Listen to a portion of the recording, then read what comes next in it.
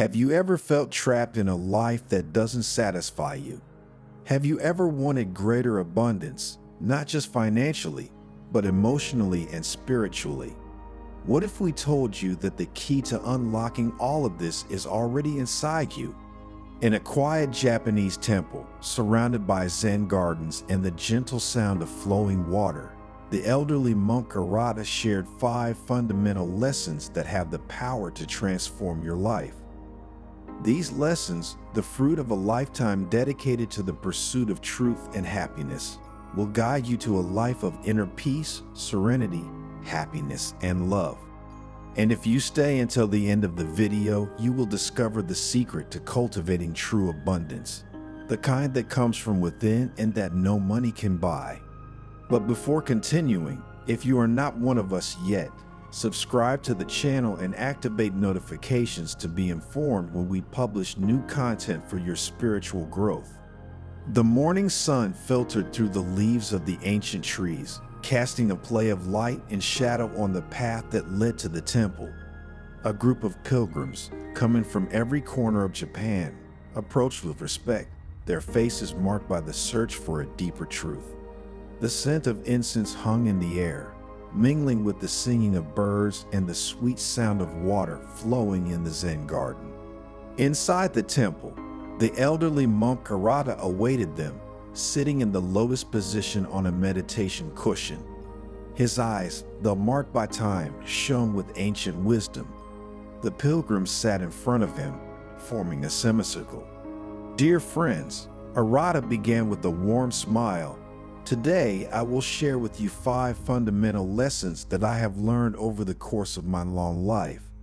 These lessons are about money, abundance, and personal fulfillment, and they have the power to transform your life, leading you to a life of inner peace, serenity, happiness, and love."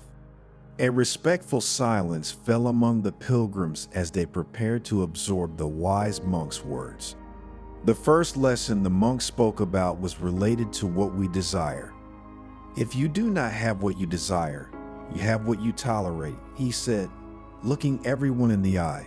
The first lesson, perhaps the most difficult to accept, is that we do not have in life what we desire, but what we are willing to tolerate, Arata explained.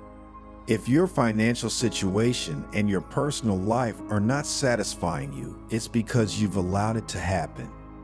If you feel trapped in a life that doesn't make you happy, it's because you tolerated a situation that doesn't belong to you for too long.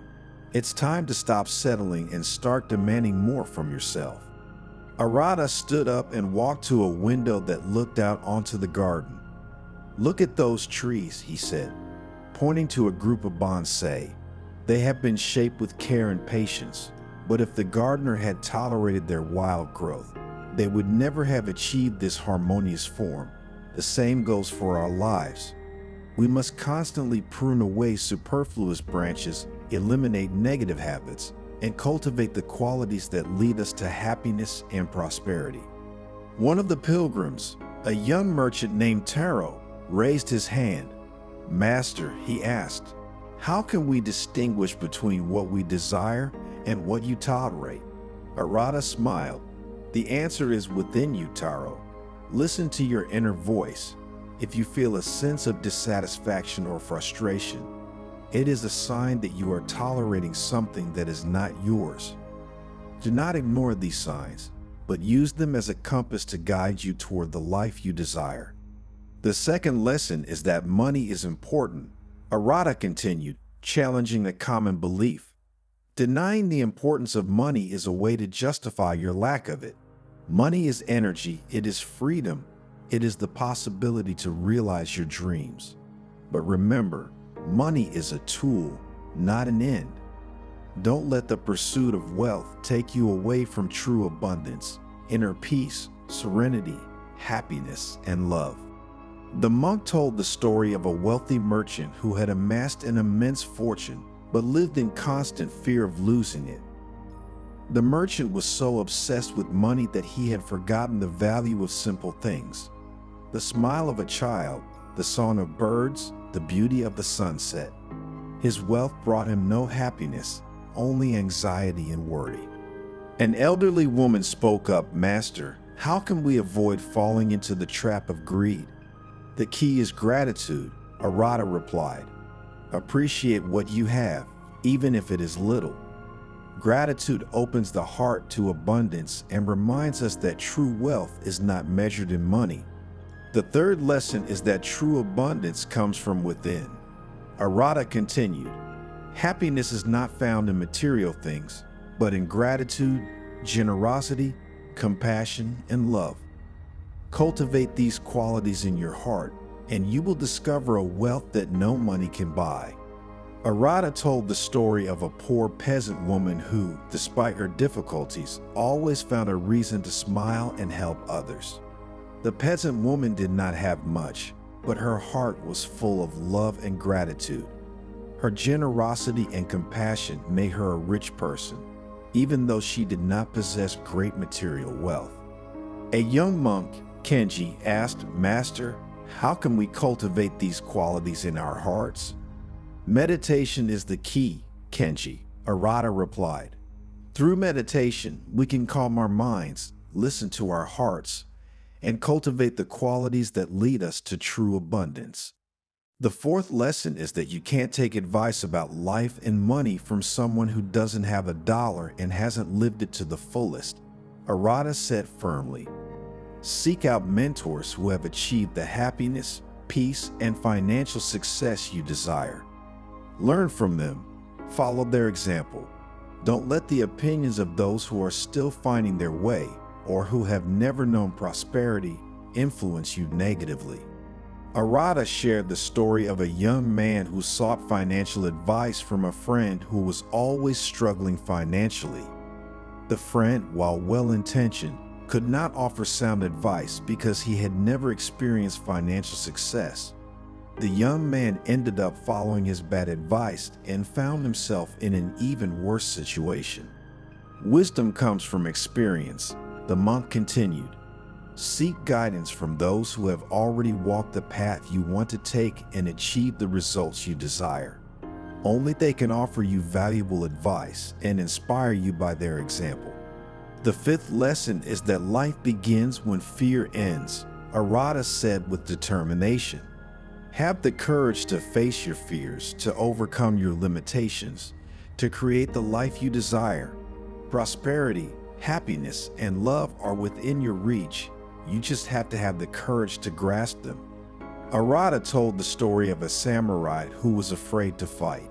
The samurai was skilled with the sword, but fear paralyzed him. One day, an old master told him, "Fear is like a shadow. The more you try to escape, the more it follows you. Face it, and it will vanish." The samurai followed the master's advice and won his battle, not only against the enemy, but also against his fear. "Fear is an obstacle that prevents us from realizing our dreams," added the old master. "Face it with courage and determination, and you will discover the strength that lies within you." Remember that life is a journey, not a destination.